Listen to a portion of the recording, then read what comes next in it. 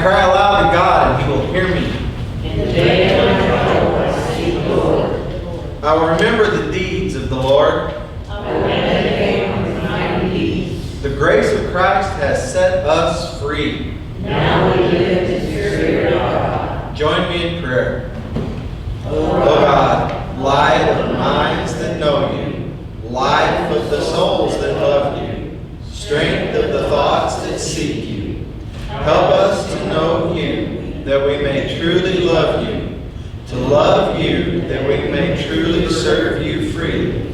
Through Jesus Christ our Lord, who lives and reigns with you in the Holy Spirit, now and forever. Amen. If you will rise and sing with me hymn number 663, Awaken My Soul, and With the Sun.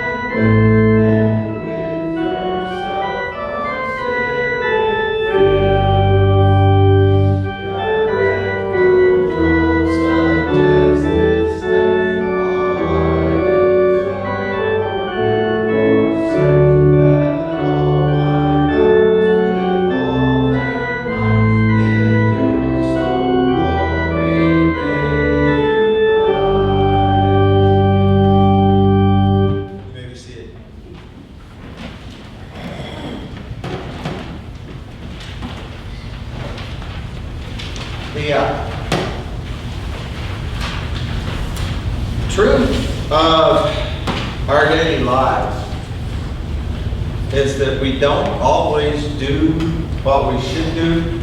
We don't always know what we should do. And sometimes we do wrong things without knowing. And sometimes we do wrong things intentionally. And when we do wrong things intentionally, we have a word for that. And that word is sin.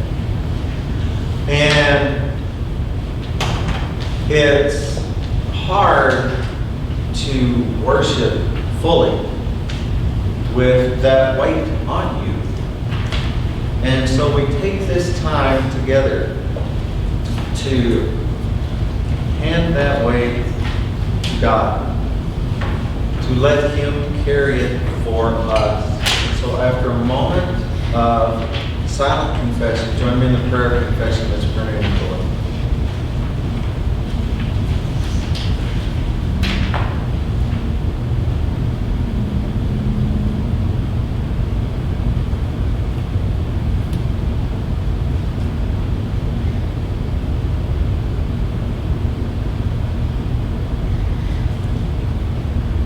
Ancients of days, hear our prayer.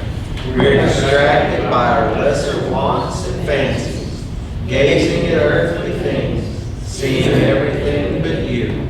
Send the Holy Spirit to us to open our eyes to the evidence of Jesus' kingdom all around us, so that we may focus on the love, grace, and peace offered us freely by Jesus Christ, in whose name we pray. Amen. Come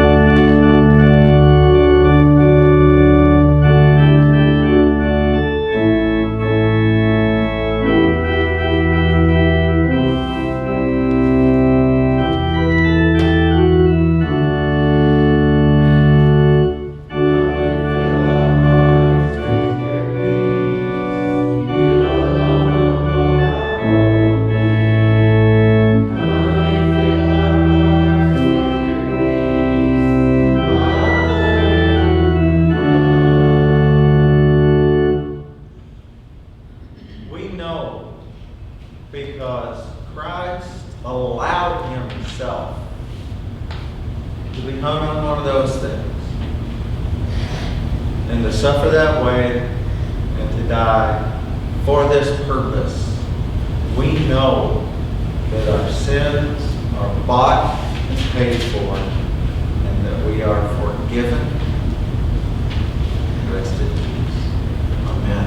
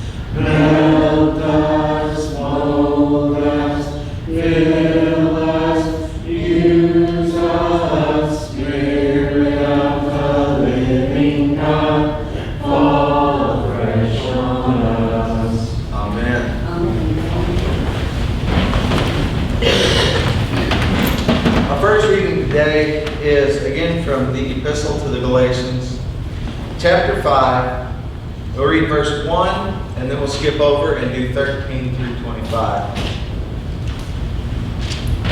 For freedom, Christ has set us free.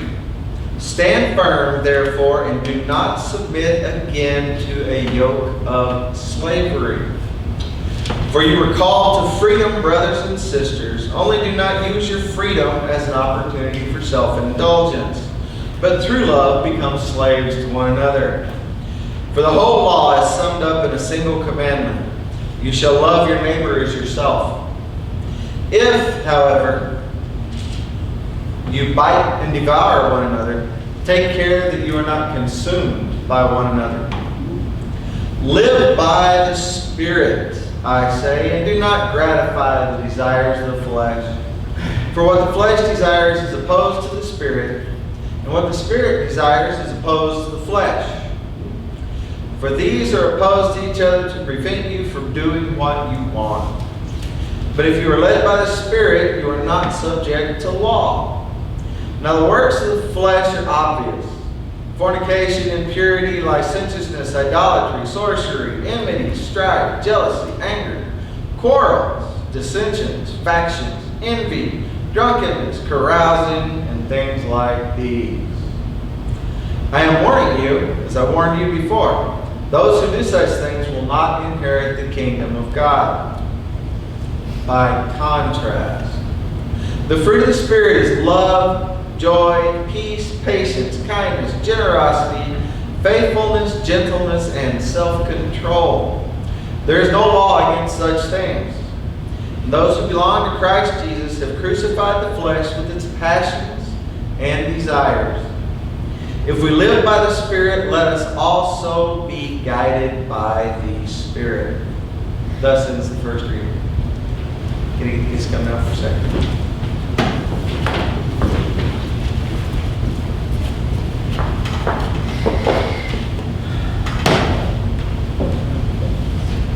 So Paul, in this reading, he gives us a couple of lists, right? And they're pretty simple. They're don'ts and then do's, right? We talk about do's and don'ts. We see that all the time. But these are don'ts and do's. Things you don't do and things you should do.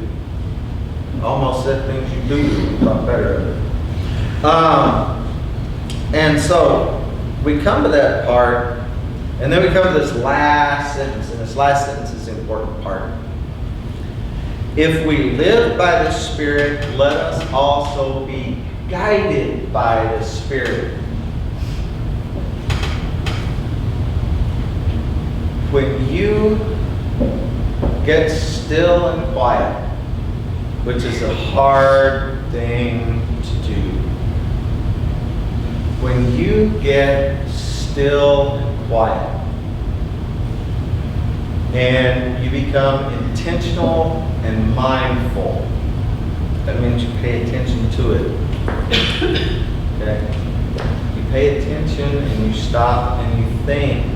You begin to develop better notions of what God is calling you to do, wants you to do, and how you should act. And so, what I want to say to you guys is this. When you get mad and snap, or want to snap, or when you're trying to figure out something to do, or you've got somebody, we've all got friends that do stuff that ain't right, don't we? And occasionally we're the friend that does stuff that ain't right. But when you go to deal with that, when you go to talk to somebody or deal with somebody or do something like that, take a second. Take a second and listen and see what your conscience is telling you, and see what God is telling you, because that one little second can help you out a bunch.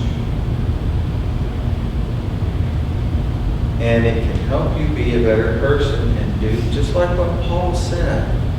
Love your neighbor, just as he's repeating Jesus here, right? Love your neighbor as yourself.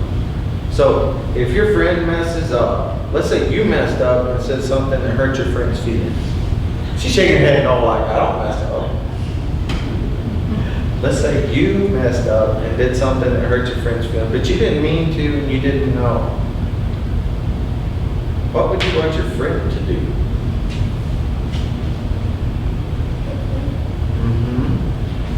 So when your friend messes up, can you do that? That's the deal. That's what it's about. Turn in prayer.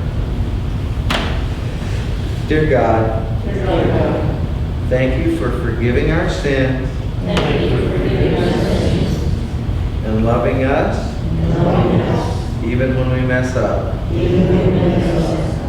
Help us to love our friends enough to forgive them when they mess up. Amen.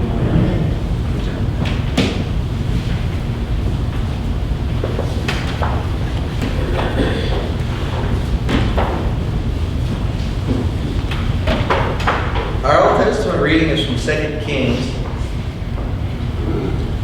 chapter 2, the first 15 verses.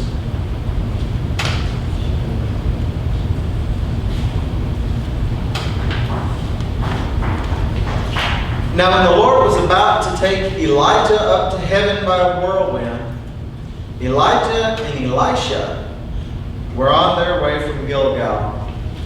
Elijah said to Elisha, "Stay here, for the Lord has sent me as far as Bethel."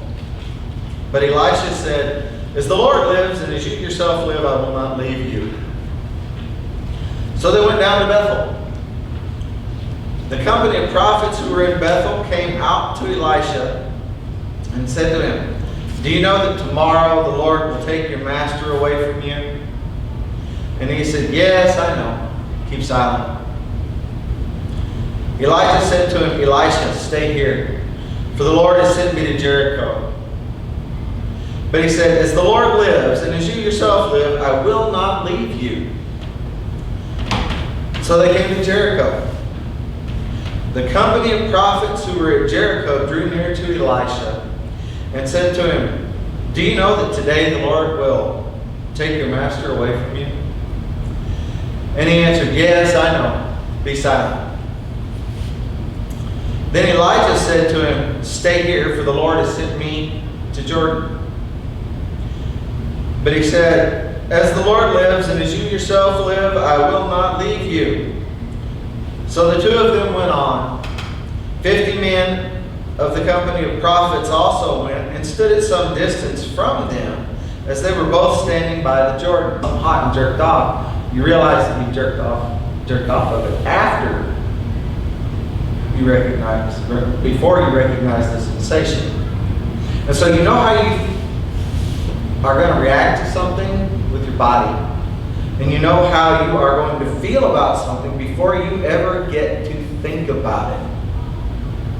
Before you ever get to have those actual conscious thoughts, those words that come through your mind.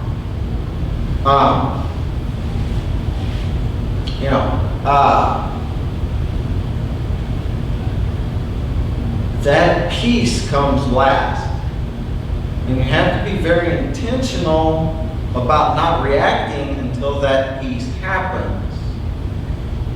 A lot of times, to avoid the things that Paul here is talking about. Okay?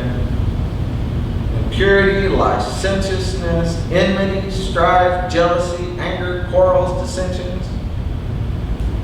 When you give in to that part of your brain that just has emotions, and you just feed those heavy emotions.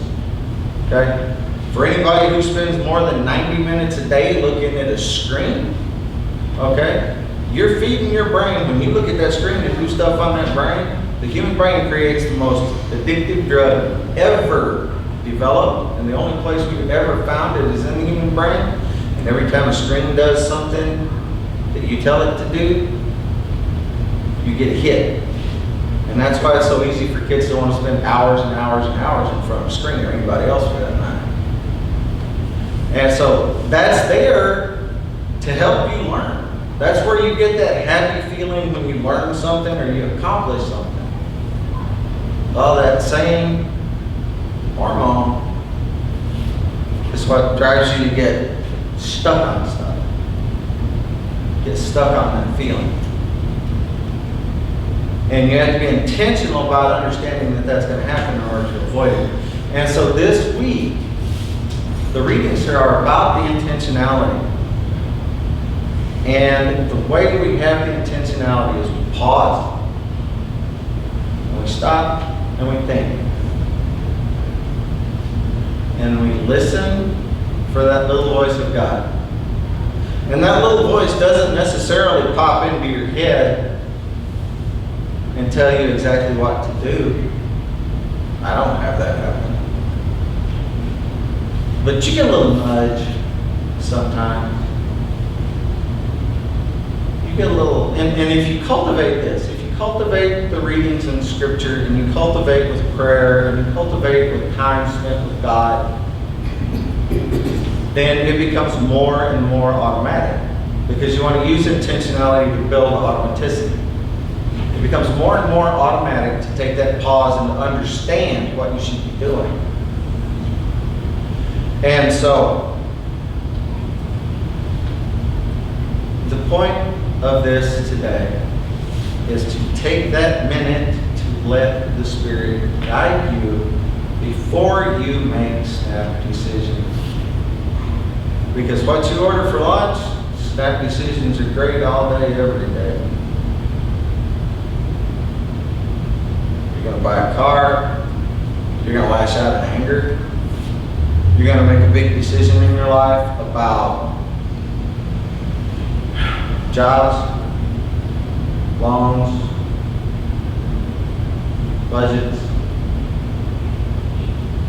You have to be intentional about those thoughts. And you have to take the time to believe, to know that you've got God's input before you make those decisions.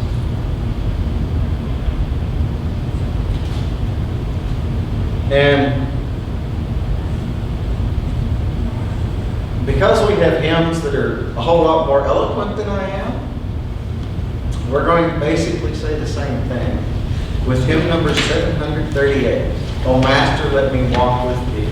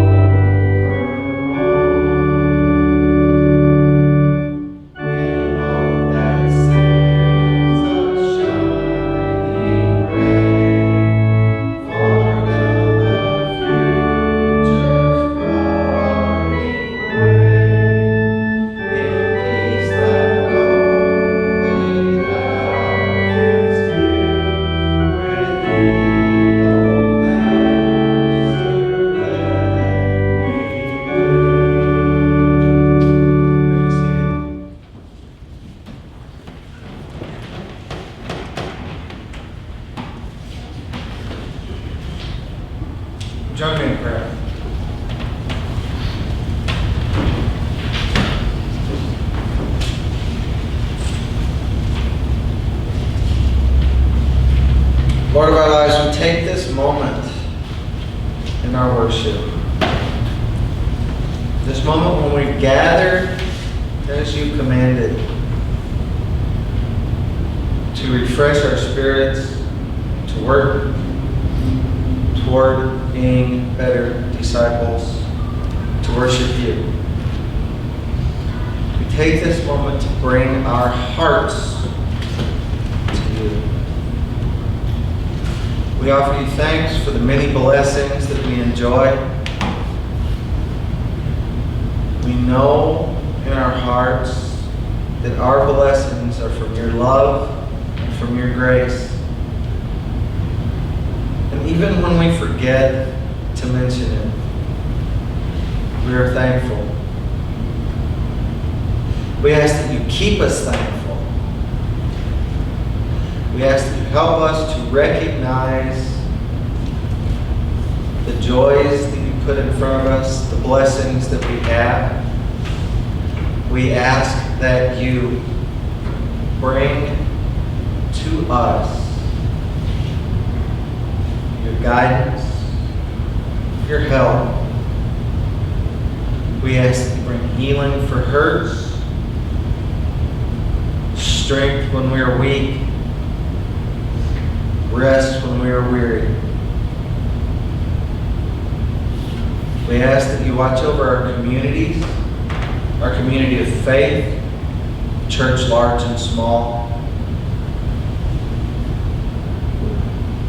our local communities, our ecumenical communities of governments, our civic leaders. We ask that you watch over those who help take care of us in so many ways that we don't see, so many ways that we aren't exposed to daily. Bring them strength and healing, good thoughts and guidance.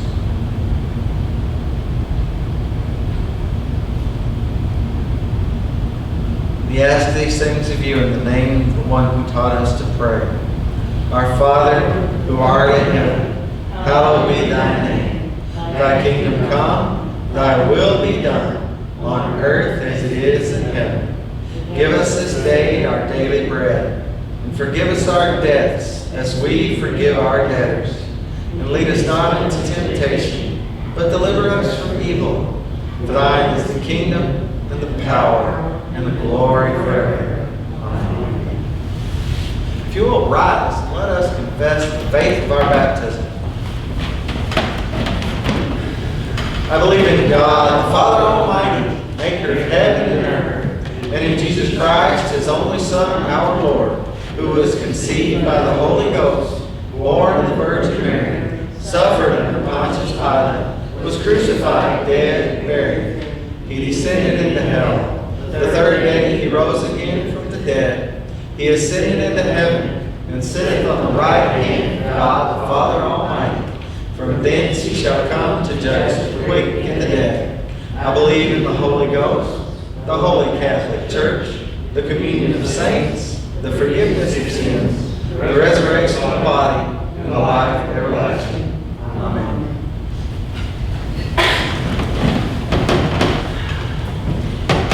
There's a time also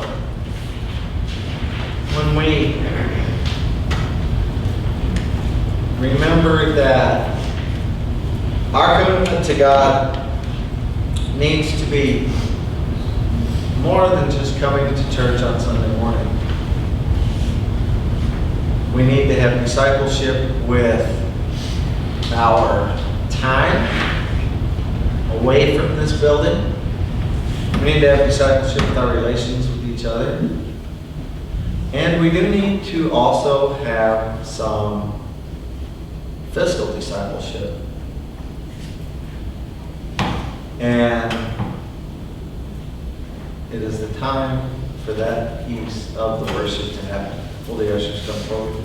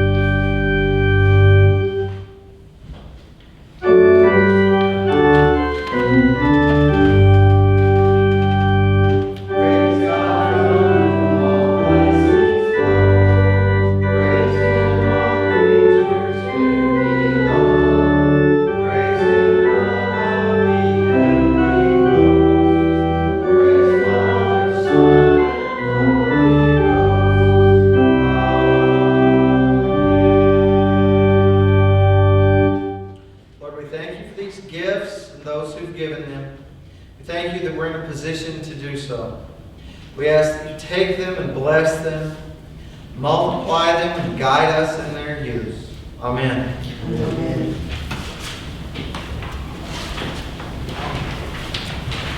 We're going to close today with another doing hymn. And when we look and we talk today about intentionality and being intentional about your relationship with God and paying attention to it and meaning to have it. It's not just a passive thing. It's something you do. And the more that you walk with God and the closer that you can manage to walk with God, the more you see the hope, the more you see the joy that you have around you. Hymn number 772, Live in the Hope.